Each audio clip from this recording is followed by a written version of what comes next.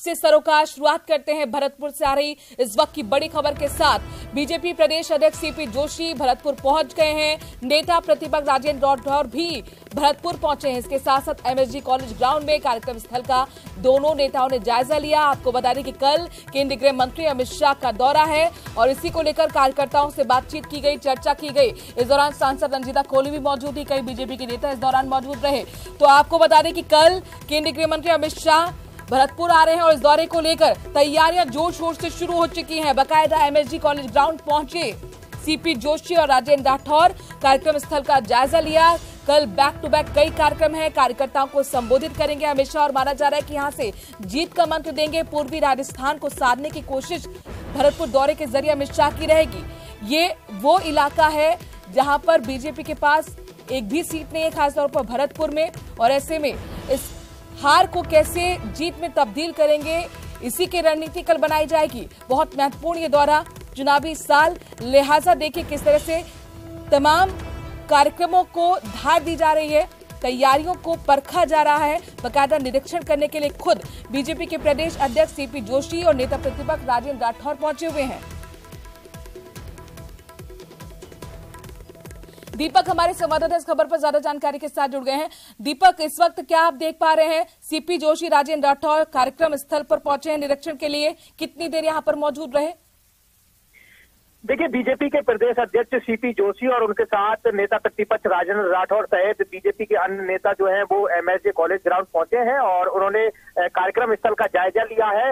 और कल गृह मंत्री अमित शाह यहाँ पर पहुंचेंगे, तो उससे पहले उन्होंने कार्यकर्ताओं से चर्चा की है कि किस तरह से ये कार्यक्रम जो है वो एक रूपरेखा तैयार पूरी की गई है। क्योंकि पूर्वी राजस्थान, देखिए, राजस्थान की सरकार बनाने में बड़ा अहम रोल रखता है और जिस तरह से बीजेपी को 2018 के चुनावों में करारी हार यहाँ से देखने को मिली थी कि बीजेपी के पास पूरे संभाग में भरतपुर में सिर्फ एक सीट रही थी धौलपुर की, लेकिन वो भी अब बीजेपी के खाते में नहीं है। तो इस तरह से करारी हार यहाँ पर देखने को मिली थी। अब वो उस हार को जीत में कैसे बदला जाए, उसको लेकर के जो तैयारियां है बीजेपी की तरफ से वो लगातार की जा रही हैं। और ये केंद्रीय गृह मंत्री अमित शाह का जो दौरा है वो बड़ा अहम माना जा रहा है। कल यहाँ पर गृह मंत्री अमित शाह पहुंचेंगे, कार्यकर्ताओं को संबोधित करेंगे और जीत का जो मूल मंत्र है वो देंगे। और उसी को लेकर के तैयारियों का जायजा लेने के लिए सीपी जोशी प्रदेश अध्यक्ष और उसी के साथ राजेंद्र राठौर सहित सांसद रंजीता कोहली और अन्य जो नेता हैं वो पहुंचे हुए हैं और लगातार कार्यक्रम का। कल कौन कौन से बीजेपी के और बड़े नेता इस दौरान मौजूद रहने वाले हैं और सीपी जोशी राजेंद्र राठौर क्या यहीं पर आज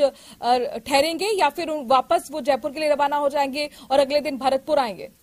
क्या कारण? देखिए, अभी तक जो जानकारी ये मिल रही है कि बीजेपी के जो नेता हैं उनके कल से ही पहुंचने का जो सिलसिला लगातार जारी हो गया था और आज ही प्रदेश अध्यक्ष नेता और प्रतिपक्ष जो है वो पहुंचे हैं और यहीं पर आज रात का उनके रुकने का कार्यक्रम बताया जा रहा है। सुबह प्रदेश प्रभारी अरुण सिंह 9:30 बजे यहाँ भरतपुर पहुंचेंगे और उसके साथ साथ बताया जा रहा है कि गृह मंत्री अमित शाह और राष्ट्रीय अध्यक्ष जेपी नड्डा जो है वो साथ साथ आएंगे और इस कार्यक्रम में भाग लेंगे। ये जानकारी अभी तक निकल करके सामने आई है और बूथ सम्मेलन में पूरे संभाग के जो कार्यकर्ता हैं उनको बुलाया गया है। किस तरह से इस पूर्वी राजस्थान में बीजेपी को मजबूत बनाया जाए उसको लेकर के जो कवायद है। बिल्कुल दीपक, चूंकि आप जाहिर तौर पर बीजेपी की तमाम रैलियों को भरतपुर में कवर करते रहे हैं और देखिए हम ताजा तस्वीरें दिखा रहे हैं, एक्सक्लूसिव तस्वीरें आप देख पा रहे हैं। कार्यक्रम स्थल पर पहुंचे हुए हैं बीजेपी के नेता सीपी जोशी, राजेंद्र राठौर और चूंकि अमित शाह जो कि बीजेपी के चाणक्य माने जाते हैं,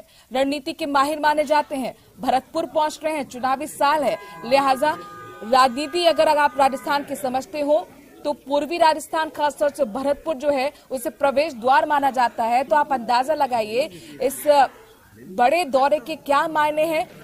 सीधे एक बार फिर दीपक का रुख करती। दीपक, आपने जो तस्वीरें भेजी हम देख पा रहे हैं सीपी जोशी वहां पर कार्यकर्ताओं से भी बातचीत कर रहे हैं, यानी वो कोई भी छोटी से छोटी चूक नहीं चाहते कार्यक्रम में और इसीलिए लगातार खुद निरीक्षण करने के लिए ग्राउंड जीरो पर मौजूद। इस दौरे के क्या कुछ मायने हैं, जरा ये समझाइए दर्शकों को। देखिए, दर्शकों को मैं बताना चाहूंगा कि ये दौरा जो है अमित शाह का वो बड़ा अहम माना जा रहा है क्योंकि 7 महीने बाद राजस्थान में चुनाव है विधानसभा के और उससे पहले ये अमित शाह का पहला दौरा है, यानी कि इससे पहले अमित शाह चुनावों के दौरान कभी यहाँ भरतपुर संभाग में नहीं आए हैं।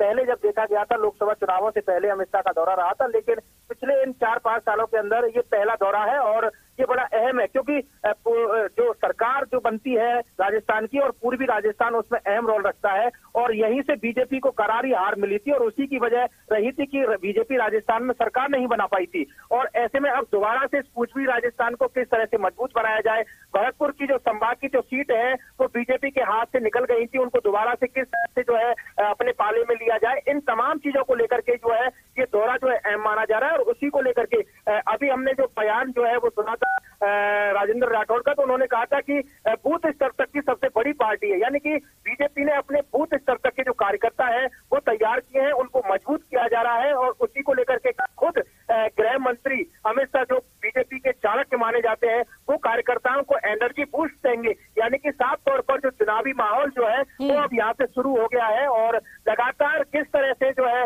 मजबूती प्रदान की जाए, कार्यकर्ताओं को किस तरह से एनर्जी बूस्ट दी जाए। देखिए दीपक, बीजेपी बहुत अच्छे तरीके से जानती है जो कार्यकर्ता है वो दरअसल पार्टी की रीढ़ होते हैं और बूथ मजबूत तो जाहिर तौर पर चुनाव भी जीतते हैं। इस तरीके का मंत्र हमने लगातार चुनाव से पहले भी देखे हैं, कई राज्यों में इस तरीके की फॉर्मूला रहा है।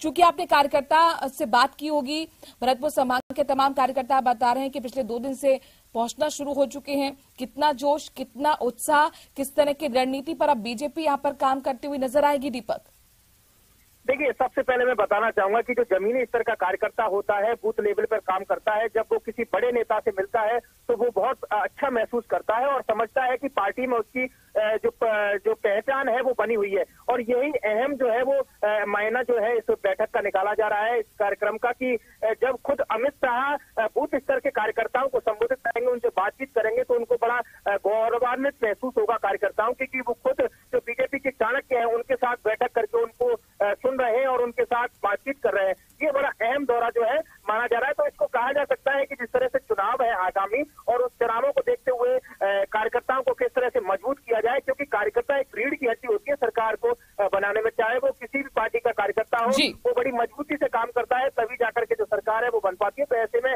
बीजेपी पूरी तरह चुनावी नजर बनाए रखिएगा। बहुत बहुत शुक्रिया दीपक, तमाम जानकारी हम तक पहुंचाने के लिए। एक्सक्लूसिव तस्वीरें आप दर्शकों के लिए न्यूज 18 राजस्थान लेकर आया है।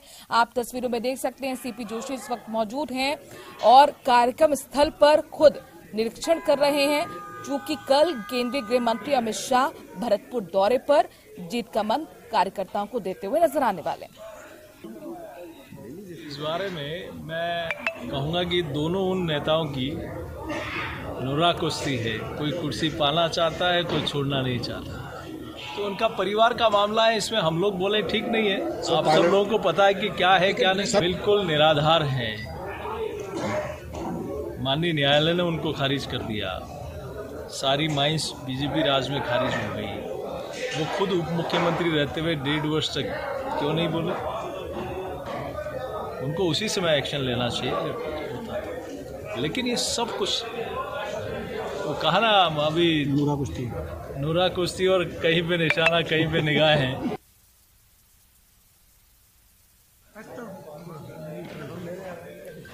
तो वसुंधरा राजे सरकार पर जिस तरीके से भ्रष्टाचार के आरोप सचिन पायलट ने आमरण अनशन के दौरान लगाए थे, मांग की थी कि जांच होनी चाहिए उन भ्रष्टाचार की, लेकिन इन सबके बीच आपने बीजेपी नेता को सुना। उनका साफ तौर पर कहना है कि जब आप डिप्टी सीएम थे तो आखिरकार आपने इन मुद्दों को क्यों नहीं उठाया। कुल मिलाकर कहीं पे निगाहें कहीं पे निशाना वाली रणनीति पर सचिन पायलट चल रहे हैं।